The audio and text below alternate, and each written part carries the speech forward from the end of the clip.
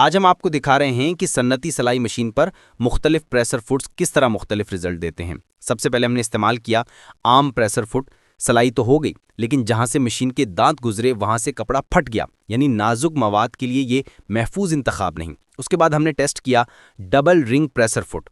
یہ نہایت آسانی سے پھسلا اور کپڑے کو بغیر پھاڑے انتہائی صاف سلائی کر دیا۔ یہ ایک مکمل کامیاب تجربہ ثابت ہوا۔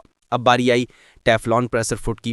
شروع میں سلائی کے دوران کپڑا اکٹھا ہونے لگا، یعنی تھوڑا تناؤ پیدا ہو گیا، لیکن جیسے ہی ہم نے سلائی کے دوران ہلکا سا کپڑا کھینچا، سلائی بالکل درست ہو گئی اور سٹف کو کوئی نقصان نہیں پہنچا۔